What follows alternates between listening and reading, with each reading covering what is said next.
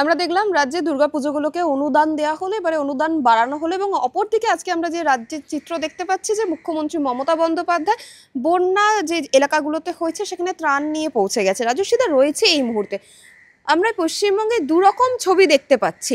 তাদের জন্য মানে স্থায়ী কোনো ব্যবস্থা নেই, বারংবার ত্রাণ নিয়ে তৃণমূল সরকার পৌঁছে যাচ্ছে এবং বলছে যে দেখুন আমরা তো আমাদের যথাসাধ্য সাহায্য করেছি। এটাই কি দাদা বছরের পর বছর এই রাজ্যে চলবে? এটা তো পশ্চিমবঙ্গের মানুষকে বুঝতে হবে যে তারা কোন সরকারকে নির্বাচন করছেন, তারা কি করতে চাইছেন। প্রত্যেক বছর পর বছর ঘাটাল মাস্টার প্ল্যান কেন্দ্র সরকার টাকা বরাদ্দ করে দিয়েছে, পশ্চিমবঙ্গ রাজ্য সরকার জমি দিতে পারছে না। জবাবগুলো কোথায়? এই যে গতকালকের থেকে কল্যাণ বন্দ্যোপাধ্যায় এবং মহুয়া মৈত্র নিয়ে যে লড়াই হচ্ছে, আচ্ছা শ্রীরামপুর নিয়ে চারটে কথা কোনোদিন বলতে শুনেছেন কল্যাণ বন্দ্যোপাধ্যায়কে? কৃষ্ণনগর নিয়ে চারটে কথা কোনোদিন পার্লামেন্টে বলেছেন মহুয়া মৈত্র? এই মুহূর্তে আপনি কৃষ্ণনগর পৌঁছে যান, কৃষ্ণনগর শহর, কৃষ্ণনগর সদর, একটু বৃষ্টি হবে গোটা শহরটা থই থই করবে জলে। হাই স্ট্রিট, রাস্তার নাম হচ্ছে হাই স্ট্রিট। মহুয়া মৈত্রের পার্টি অফিস হাই স্ট্রিটের ওপর কৃষ্ণনগরে, ওখানে নির্বাচনী কার্যালয়, ওখানে কতখানি জল জমে দেখুন। ওই হাই স্ট্রিট থেকে বেরিয়ে গিয়ে চ্যালেঞ্জের মোড়, গোটা শ্রীরামপুরের আবর্জনা, স্তূপাকৃতি আবর্জনা আপনি দেখুন কি অবস্থা হয়ে আছে। রাস্তাঘাটগুলোর কি অবস্থা, কোনো মেরামত হয় না।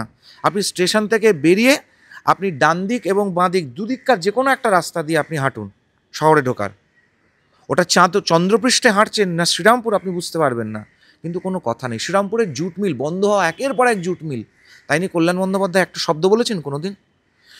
কৃষ্ণনগর হচ্ছে পাটের জায়গা, নদিয়া। আপনি দেখুন, একটা হচ্ছে পাটের প্রোডাকশন আর একটা হচ্ছে পাটের ম্যানুফ্যাকচারিং।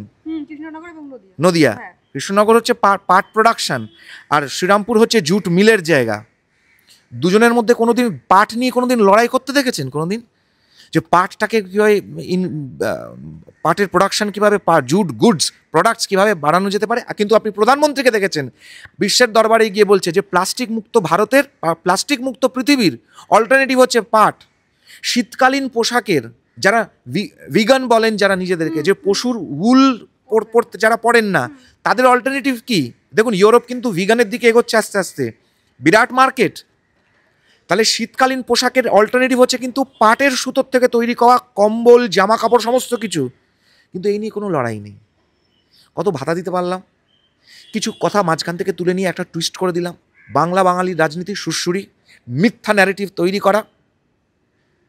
কোনোদিন বাঙালির জন্য একটা কাজ করেনি। আজকে বাঙালি কথা বলছে মমতা বন্দ্যোপাধ্যায়।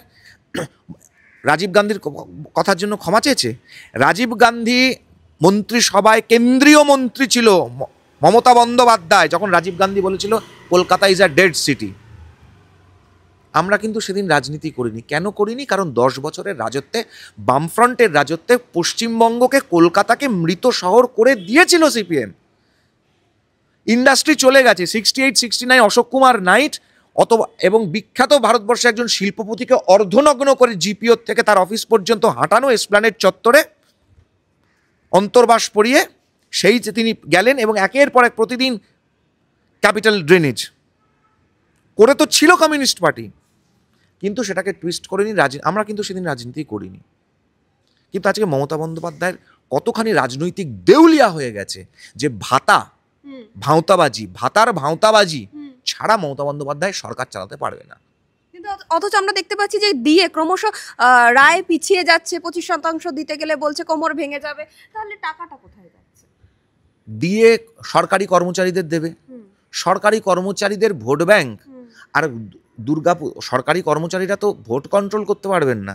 সরকারি কর্মচারীদেরকে দিয়ে ওই পোলিং অফিসারে পোলিং বুথে এজেন্ট করে বসাবে, দিয়ে তাদেরকে গিয়ে যারা ভয়টা দেখাবে, এই কিছু দেখিস নি তুই, সিসিটিভি ক্যামেরার ওপর কালো রঙের কাপড়টাকে একটা কাপড় টাঙিয়ে দেবে। ওই সরকারি পোলিং অফিসারগুলোকে, বুথে যারা বসেন অফিসার, তাদেরকে যে ধমকি যারা দেবে, তারা হচ্ছে ওই ক্লাবের মদ মাংস খাওয়ার জন্য যে 1,10,000 টাকাটা দেওয়া হলো তাদের জন্য, তাদেরকে। তো এই যে রাজনীতি, এবং আজকে বিহারে এসআইআর হচ্ছে, আগামী দিনে পশ্চিমবঙ্গেও এসআইআর হবে। এবং এই যে মমতা বন্দ্যোপাধ্যায়ের যে এই যে শেখ মঈনুদ্দিনদেরকে পলাশ অধিকারী বানিয়ে ভারতবর্ষে হিন্দু নাম দিয়ে ভেতরে ঢুকিয়ে রেখেছে, এই যে নুরুল হককে নারায়ণ বানিয়ে রেখে দিচ্ছে, আপনারা সব কিছু সংবাদ মাধ্যমে দেখেছেন, একেবারে নাম দিয়ে। যার বাবার নাম দেওয়া হচ্ছে, বাবাকে কি জিজ্ঞাসা করলে বাবা বলছে যে আমার তো দুটোই ছেলে, আমার তো 4টে ছেলে নেই, কিন্তু ভোটার তালিকায় রমেশ অধিকারীর 4 ছেলে, কিন্তু রমেশ অধিকারীর বাস্তবে 2 ছেলে। তো পলাশ রাহুল দুটো এক্সট্রা ঢুকে গেছে, আবার তারা আবার বাংলাদেশের খুলনার, একজন শেখ মুইনুদ্দিন, আরেকজন আরেক রকম নাম। এই যে মানে একটা ভয়, উদ্ভাবনীয় একখানা, মানে এই পড়াশুনোটা যদি অভিষেক বন্দ্যোপাধ্যায় ছোটবেলায় করতো, তাহলেও আজকে এই মানে ভালো জায়গায় একটা পিএইচডি ডক্টরেট হতে পারতো। মমতা বন্দ্যোপাধ্যায়ের মতন জালি ডক্টরেটও হতো না, আর ওই ভুয়ো ইনস্টিটিউট থেকে এমবিএ করে এমবিএ ডিগ্রিটা খারিজও হয়ে যেত না। ও উচ্চ মাধ্যমিক পাস না, গ্র্যাজুয়েট না আন্ডার গ্র্যাজুয়েট আমরা জানি না, ভালো পড়াশোনা করতে পারতো যদি বুদ্ধিটা সঠিক জায়গায় ঠিকভাবে খাটাতো। কিন্তু দাদা আমরা তো দেখতে পাচ্ছি যে লোকসভায় মন্ত্রীদের পারফরমেন্স নিয়ে মুখ্যমন্ত্রী মমতা বন্দ্যোপাধ্যায় ভীষণ ক্ষুব্ধ। অভিষেক বন্দ্যোপাধ্যায়কে সেখানে একদম পাঠানো না না, লোকসভায় এমপিদের বক্তব্য নিয়ে পার্লামেন্টেরিয়ানদের মমতা বন্দ্যোপাধ্যায় কোথায় বিক্ষুব্ধ? তিনি তো কল্যাণ বন্দ্যোপাধ্যায় বলেছেন যে পার্লামেন্টে তৃণমূলের কেউ উপস্থিতি থাকে না, 4-5 জন 7-8 জন উপস্থিত থাকে। তো এটা তো পশ্চিমবঙ্গের বাঙালিকে বুঝতে হবে, দক্ষিণ কলকাতায় দাঁড়িয়েছেন, দক্ষিণ কলকাতার বাঙালিদেরকে বুঝতে হবে যে মালা রায় পার্লামেন্টে উপস্থিত থাকে না। এটা বুঝতে হবে যারা নাটক করে বেড়াচ্ছে, ওই যে পার্থবাবুর কে আছেন, হ্যাঁ, তিনি উপস্থিত থাকেন না, দেব উপস্থিত থাকে না। তো এই যে অভিনেতা অভিনেত্রীরা যারা পার্ট টাইম পলিটিশিয়ান, রূপা গাঙ্গুলি, লকেট চ্যাটার্জিদের মতন যদি ফুল টাইম অভিনেতা অভিনেত্রীরা ফুল টাইম পলিটিশিয়ান হয়ে যেতেন, যে পার্লামেন্টে উপস্থিত থাকছেন, তারা তাদের একটা দিকের কেরিয়ার, রূপা গাঙ্গুলি তো পরিষ্কার বলেছিলেন এবং লকেট চ্যাটার্জিও বলেছিলেন যে আমরা সেই কেরিয়ারটা আমাদের ইতি হয়ে গেছে, আমরা ছেড়ে দিয়েছি, আমরা অভিনয় জগৎ থেকে সরে এসেছি। আপনি আর সিনেমা করতে দেখেননি, সিরিয়াল করতে, যতদিন রূপা গাঙ্গুলি রাজ্যসভার এমপি ছিলেন, কোনো সিরিয়াল কোনো সিনেমা দেখেছেন কি তাকে করতে? দেখেননি। লকেট চট্টোপাধ্যায়কে করতে দেখেছেন? দেখেননি। রুদ্রনীল ঘোষকে কোথাও দেখছেন? মাঠে ঘাটে দেখবেন, বিজেপির অনুষ্ঠানে দেখবেন। তো এই পার্ট টাইম যে টলিউডের অভিনেতা অভিনেত্রীদেরকে লেলিয়ে দিয়েছে, তাদের স্টারডামটাকে এনক্যাশ করছে মমতা ব্যানার্জি। তারাও টাকা পয়সা পাচ্ছে, সম্মান পাচ্ছে, তাই জন্য তারাও করছে কাজটা। এবার এদের এই যে একদিকের হচ্ছে ধান্দা, মানে 2 দিকেরই ধান্দা, 2 রকম ধান্দা, রাজনৈতিক দল তৃণমূলের ধান্দা এবং তার সঙ্গে সঙ্গে এই অভিনেতা অভিনেত্রীদের ধান্দা। এটাকে তাদের কনস্টিটুয়েন্সির মানুষকে বুঝতে হবে যে টিভির পর্দায় যে থাকে সে বাস্তবে এসে কোনো কাজ করবে না। ঘাটাল মাস্টার প্ল্যান খুব সহজ কেন্দ্র সরকারের ওপর একটা অভিযোগ চাপিয়ে দেওয়া, কিন্তু কেন্দ্র অর্থ বরাদ্দ করে দিয়েছে। ঘাটালে দেবকে বন্যার সময় কি দেখতে পাওয়া যায়? পাওয়া যায় না। অভিষেক বন্দ্যোপাধ্যায় কি বলেছিল 21 সালে? সামনের বছর ঘাটাল মাস্টার প্ল্যান হবে, না হলে আমি রাজনীতি ছেড়ে দেব। তো রাজনীতি ছাড়ছে না কেন? তো এই যে মিথ্যাবাদী তৃণমূল, আপাতমস্তক একটা মিথ্যাবাদের দল, চোর, চিটিংবাদ, মিথ্যাবাদী, মিথ্যা ন্যারেটিভ তৈরি করা একটা হিন্দু বিরোধী, বাঙালি বিরোধী নাটক করছে। কি পার্লামেন্টে সব পার্লামেন্টারিয়ানকে বাংলা ভাষায় কথা বলবে? সাকেত গোখেল বলছে না কেন? ইউসুফ পাঠান বলছে না কেন? কীর্তি আজাদ বলছে না কেন? তাদেরকে বলতে বলুন। শত্রুঘ্ন সিনহা বলছে না কেন? আমরা অপেক্ষা করে বসে আছি তো। সাগরিকা ঘোষ, নাম হচ্ছে, পদবী হচ্ছে ঘোষ, আর কাগজ দেখে দেখে বাংলায় কথা বলছে। আজকে বাংলা বাঙালি নিয়ে যে ইস্যু চলছে, বলছে না বাংলাদেশের ভাষাটা একটা ডায়ালেক্ট, বাংলাদেশের মহুয়া মৈত্র আর সাগরিকা ঘোষ তো একটা অ্যাংলিসাইজড বাংলা ভাষায় কথা বলে, ওরা তো বাংলা ঠিক করে উচ্চারণ করতে পারে না। ওদের উচ্চারণটা কি বাংলা উচ্চারণ? তাহলে 2 দিন পরে তৃণমূল বলবে না এইটাই আসল বাংলা আছে, বাকি বিজেপি বাংলা বিরোধী কথা বলছে। এই নাকা নাকা করে তখন মহুয়া মৈত্র সাগরিকা ঘোষ কথা বলে, তখন তৃণমূলের বাকি সব ওই 2 টাকার নাইটি সেল তারাও চুচু করে চলে যাবে। মমতা বন্দ্যোপাধ্যায় বলতে থাকবেন। মমতা বন্দ্যোপাধ্যায় তো বাংলা তো আরো ভয়ঙ্কর, উনি তো কি সব 2 অক্ষরের মুখ্যমন্ত্রী টুকরি নিজেকে বলেছিলেন। তারপর আমি মরে যাব, বিপ বিপ বিপ, কিন্তু টাকা নেব না।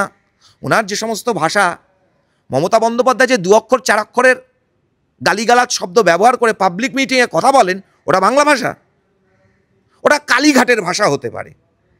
ওটা কালীঘাটের যে বিশেষ পট্টি আছে, সেই বিশেষ পট্টির, কালীঘাট মানে আবার মা কালী ভেবে নেবেন না, আবার ওটা মা কালী বলে দেবে। তবে মা কালীর মন্দিরে কতদিন থাকবে জানি না, কারণ সিদ্দিকুল্লাহ চৌধুরী বলে দিচ্ছে গোটা দক্ষিণ কলকাতা হচ্ছে ওয়াকফ বোর্ডের সম্পত্তি, তাই মা কালীর মন্দিরটাও ওয়াকফ বোর্ডের সম্পত্তি। এটা নিয়ে বাংলা বাঙালির কোনো ইস্যু নেই। যে ফিরাদ ববি হাকিম দাঁড়িয়ে বলে 50% পশ্চিমবাংলার মানুষ উর্দু ভাষায় কথা বলবে, তখন বাংলা বাঙালির ইস্যু হয় না। ঘাড় ধাক্কা দিয়ে বার করছে না কেন ফিরাদ ববি হাকিমকে, ওই গয়ার মেয়রকে? ঘাড় ধাক্কা দিয়ে বার করছে না কেন সিদ্দিকুল্লাহ চৌধুরীকে? বেরো পার্টির থেকে। মানে দেখা যাচ্ছে যে সংখ্যালঘু যারা সামনে একদম বসে আছে, কাসেম সিদ্দিকী, ফিরহাদ হাকিম, তারা কিছু বলে মুখ্যমন্ত্রী একটু চুপই থাকতে পছন্দ করেন, কোনো উত্তর করছেন না। ওটা হচ্ছে ভোট ব্যাংকের রাজনীতি, ওটা হচ্ছে দুধেল গাইদের রাজনীতি। ওই যে বললাম, ওই শেখ মঈনুদ্দিনদের ঢুকিয়ে বসিয়ে দিয়েছে পলাশ অধিকারী সাজিয়ে, ওই নুরুল হককে নারায়ণ সাজিয়ে বসে দিয়ে দিয়েছে, অর্পিতা পাত্রকে কি খাতুন বলে ঢুকিয়ে বসে রেখে দিয়েছে। তো এই যে মানে মাফ করবেন, কি খাতুনকে অর্পিতা পাত্র বলে ঢুকিয়ে রেখে দিয়েছিল, যে সমস্ত জঙ্গিগুলো ধরা পড়ছে বিভিন্ন হিন্দু নাম নিয়ে, কিন্তু আসলে কি নাম, কি পরিচয়, কোথাকার বাংলাদেশি, সেগুলো ধরা পড়ে যাচ্ছে। তো যে মমতা বন্দ্যোপাধ্যায় 2005 সালে পার্লামেন্টের স্পিকারের মুখের ওপর কাগজ ছুঁড়ে মেরেছিলেন, যে মমতা বন্দ্যোপাধ্যায় ইউপিএ গভর্নমেন্টের অংশ ছিলেন, যে ইউপিএ 1 গভর্নমেন্টের minister of state for home affairs, পার্লামেন্টে দাঁড়িয়ে বলেছিল ভারতবর্ষে পশ্চিমবঙ্গে 1,20,00,000 অবৈধ অনুপ্রবেশকারী আছে। তো তাহলে প্রশ্ন তো তাদেরকে করা উচিত যে কোথার থেকে ঢুকলো। 2014 সালের পর তো এই 2 কোটি ঢোকেনি, তখন তো বিজেপির সরকার ছিল না। তো তাহলে মমতা বন্দ্যোপাধ্যায় প্রশ্নটা কংগ্রেসকে করছে না কেন, যে কোথার থেকে ঢুকলো? 2005 সালে যখন মমতা বন্দ্যোপাধ্যায় বলেছিল, যখন মমতা বন্দ্যোপাধ্যায় এনডিএর শরিক ছিল, একটা মাত্র এমপি ছিল তৃণমূল কংগ্রেস থেকে, তখন তাহলে কেন কথা বলেছিল? তাহলে কেন এই মিথ্যা কথাগুলো আজকে দাঁড়িয়ে বলছে? কারণ ভোটের রাজনীতিটা করতে হবে। কারণ মমতা বন্দ্যোপাধ্যায় 3 ময়ের ক্ষমতায়, 1 ম 3 ময়ের ক্ষমতাশালী হয়ে আছেন। মুসলমান, মতুয়া, মহিলা, এর মধ্যে মতুয়া চলে গেছে, মহিলা চলে যাচ্ছে। এবার মুসলমানটা যদি চলে যায়, তাহলে পিসি ভাইপোর রাজত্বের অবসান। ওই প্রাসাদোপম বাড়ি তৈরির এসকালেটারের ইলেকট্রিসিটির খরচটাও আর দিতে পারবে না 2 দিন পরে। কারণ ক্ষমতার থেকে চলে গেলে জানে যে বাড়ির থেকে বার করে পাড়ার লোক গাছে বেঁধে রাখবে, এই ভয়টাতে আছে।